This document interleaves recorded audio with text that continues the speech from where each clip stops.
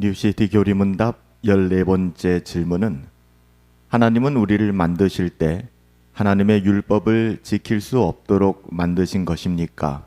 이렇게 묻고 있고요. 여기에 대한 답은 그렇지 않습니다.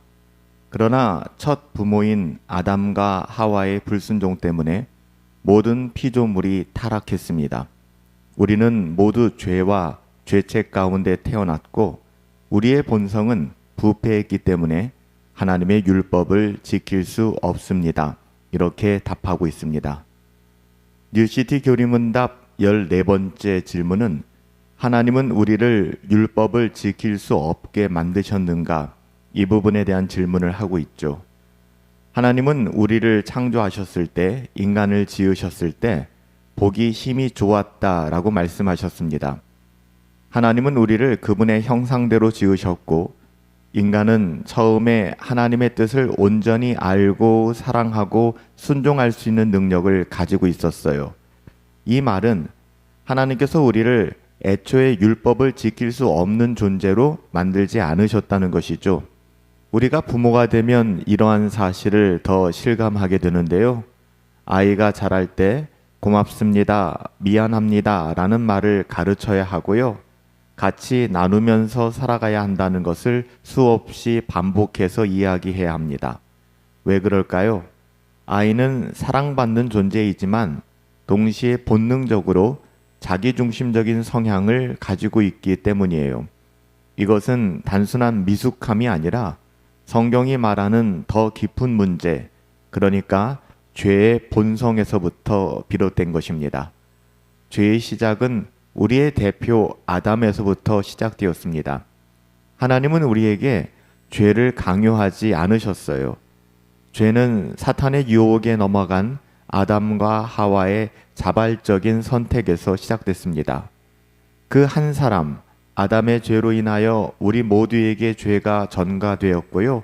세상 전체가 타락하게 되었습니다. 로마서 5장 12절은 이것을 분명하게 이야기하는데요. 아담의 범죄는 그저 한 사람의 잘못이 아니라 이후 모든 사람에게 영향을 미쳤다라고 합니다. 이것은 우리가 스스로 선택하지 않아도 죄와 죄책 가운데 태어나는 이유이죠. 그래서 우리는 본능적으로 하나님의 뜻을 따르기보다는 자기 자신을 중심으로 살아가게 되어 있습니다. 하나님을 밀어내고 내 생각, 내 판단, 내 욕망을 앞세우게 된다는 것이죠. 그래서 우리는 자녀를 키우면서 자녀들에게 끝없이 고맙습니다, 미안합니다, 그리고 같이 나누며 살아가야 된다는 것을 가르칠 수밖에 없는 거예요. 인간의 본성은 이런 것과 거리가 있기 때문에 그렇죠.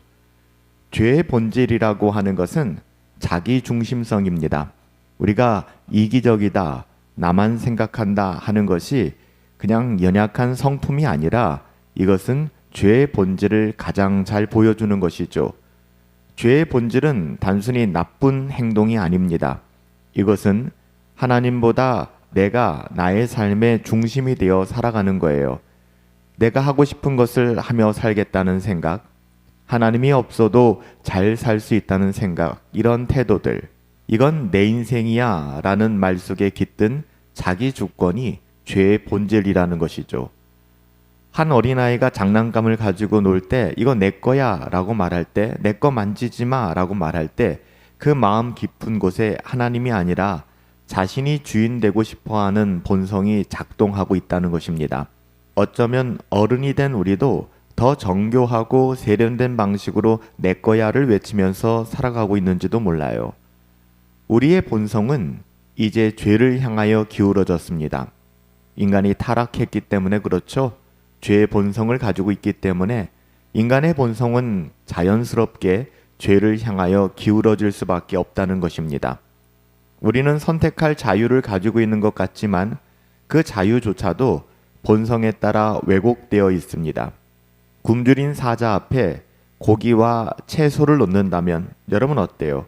사자는 자유롭게 선택할 수 있지만 본성상 고기를 선택하게 될 것입니다. 마찬가지로 죄에 물든 우리의 본성은 하나님보다는 죄를, 진리보다는 자신의 욕망을 따르게 되어 있다는 것입니다. 그래서 성경은 우리가 죄의 종이 되었다라고 이야기합니다. 이 말은 단지 우리가 죄를 지을 가능성이 있다는 그 정도의 이야기가 아니죠. 우리가 죄를 짓지 않고는 살 수 없는 상태에 놓여 있다는 것이고요. 전적인 타락의 죄성을 이야기하는 것입니다. 우리의 자유가 이미 죄의 방향으로 휘어져 있다는 것이죠. 우리는 기울어진 운동장에서 살아가기 때문에 애쓰고 힘쓰지 않고서는 자연스럽게 죄의 방향으로 흘러갈 수밖에 없다는 것입니다. 그렇다면 우리는 절망 가운데 빠질 수밖에 없을까요? 그렇지 않죠. 우리에게는 소망이 있습니다. 이것이 바로 둘째 아담인 예수 그리스도입니다.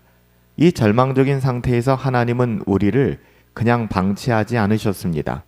하나님은 첫째 아담이 실패하였지만 새로운 대표자 둘째 아담인 예수 그리스도를 보내주셨습니다.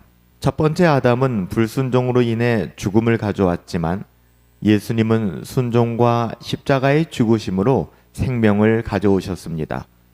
그분의 순종은 우리의 의가 되었고, 그래서 우리는 그분의 순종으로 의롭다함을 받게 되었고, 그분의 죽음은, 그분의 십자가에서 죽음은 우리를 생명으로 인도해 주셨습니다. 우리는 이제 죄의 메인 상태가 아니라 새로운 본성을 가진 존재로 거듭난 하나님의 자녀로 살아갈 수 있게 된 것이죠. 더 이상 첫째 아담의 실수를 반복하지 않을 능력을 얻게 되었다는 것입니다. 그리스도 안에서 성령을 따라 살아갈 때 우리는 자기 중심성에서 벗어나 하나님 중심적인 삶을, 복음 중심적인 삶을 살아갈 수 있게 되는 것입니다. 우리는 이런 죄성을 인정하고 하나님의 은혜를 구하며 끝없이 경건을 추구함으로 하나님의 자녀다움을 잃지 말아야 할 것입니다.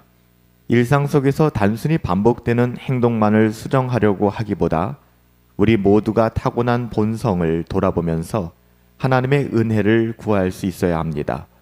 우리의 삶에 여전히 숨어 있는 자기 중심성을 인정하고 끝없이 회개하며 하나님의 은혜를 구해야 한다는 것이죠. 그렇게 우리가 거듭난 하나님의 자녀로서 이 땅을 살아가면서 율법을 완전하게 지키지 못한다고 해서 절망할 필요는 없습니다. 우리의 본성상 하나님의 율법을 완전히 지킬 수는 없어요. 하지만 하나님은 그런 우리를 아시고 그리스도를 통해 새로운 삶의 능력을 주셨잖아요. 거듭난 하나님의 자녀다운 삶을 우리에게 허락해 주셨습니다. 그래서 율법은 더 이상 우리를 정죄하기 위한 수단이 아니라 우리를 그리스도께 끊임없이 인도하기 위한 몽학선생, 거울과도 같은 역할을 하는 것입니다. 우리 함께 성령의 인도하심을 구했으면 좋겠어요. 갈라디아서 5장 17절 말씀은 육체의 욕망과 성령이 서로 대적하고 있음을 이야기합니다. 끝없이 우리 안에 이기적인 욕망과 성령의 법이 서로 대치하고 있다는 것이죠. 우리의 삶이 육체의 본성을 따를지 성령의 소욕을 따를지는 매 순간 선택의 연속으로 우리 앞에 주어집니다. 그러므로 날마다 성령의 인도하심을 구하시고 나의 의지가 아니라 성령의 능력으로 살아갈 수 있도록 우리는 경건을 추구하고 애써야 할 것입니다.